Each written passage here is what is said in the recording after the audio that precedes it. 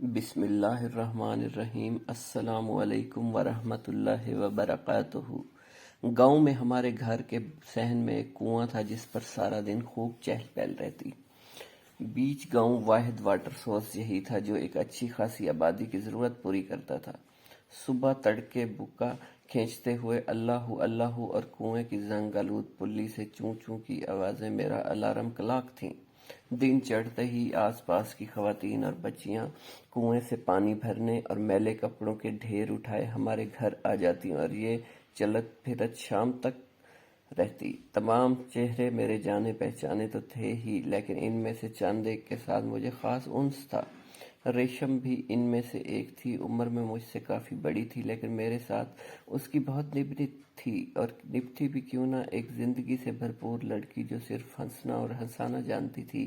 وہ تقریباً روزانہ دن چڑھے نکل آتی، کنویں سے پانی بھر کے، ملکہ غسل خانے سے نہا کر نکلتی، گیلے بالوں میں کنگھی کرتی، اپنی میک اپ کٹ جس میں تیز خوشبودار کریم سرسوں کے تیل کی ایک شیشی سے لیپا پوتی کے بعد دنداسے کے چند ٹکڑے لے کر پہلے سے ہی دمکتے ہوئے دانتوں کو اور چمکاتی، اور ہار سنگھار کے دوران ہر کسی سے ہنسی مذاق۔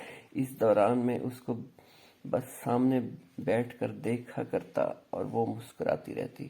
وقت گزرتا گیا، ہمارا خاندان گاؤں چھوڑ کر شہر میں آباد ہو گیا، لیکن گاؤں کا حال احوال تو پہنچتا ہی رہتا تھا۔ ایک روز خبر آئی کہ ریشم کی منگنی ہمارے کسی دور پار کے رشتہ دار سے ہو گئی ہے۔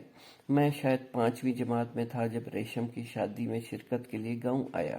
شادی تو ویسے ہی تھی جیسے دیہاتوں میں ہوتی ہے، لیکن ریشم بہت خوش تھی۔ مجھے یہ دیکھ کر حیرت ہوئی کہ یہ دلہن بن کر وہ روایتی طور طریقے سے رو کیوں نہیں رہی۔ ہر کسی سے وہی ہنسی مذاق، جس پر بڑی بیویاں ناک بھوں چڑھا رہی تھی کہ دیکھو کس قدر بے حیا لڑکی ہے۔ چند سال پہلے میرا گاؤں جانا ہوا تو ایک مفلوق الحال عورت ملی، بال بکھرے، میلا بدبودار لباس، پیروں میں پرانے ٹائر کو کاٹ کر بنی چپل، اور شاید اسے مجھے پہچاننے میں بھی دقت ہو رہی تھی۔ جب اس نے بولنے کے لیے منہ کھولا تو وہ دمکتے ہوئے دانت غائب تھے اور ان کی جگہ سیاہ مسوڑے۔ یہ وہی ریشم تھی، زندگی سے بھرپور اور روشن آنکھوں والی۔ معلوم ہوا کہ شوہر نامدار اس کی ہنسی سے نالاں رہتے تھے تو مار مار کر چہ حشر کر دیا۔ اب اس کا ذہنی توازن بھی درست نہیں۔ کئی دفعہ تنگ آ کر میکے واپس آئی، لیکن بھائیوں اور بھابھیوں نے واپس چلتا کر دیا، اور بالآخر ریشم نے بھی اس جہنم سے سمجھوتا کر لیا۔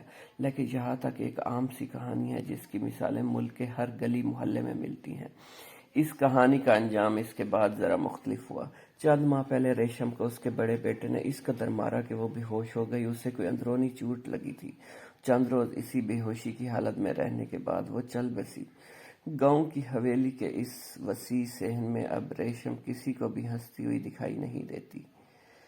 میرا یوم خواتین اس کی گمشدہ ہنسی کے نام ہے، اور ہاں، صحن میں موجود وہ کنواں بھی کب کا خشک ہو چکا ہے۔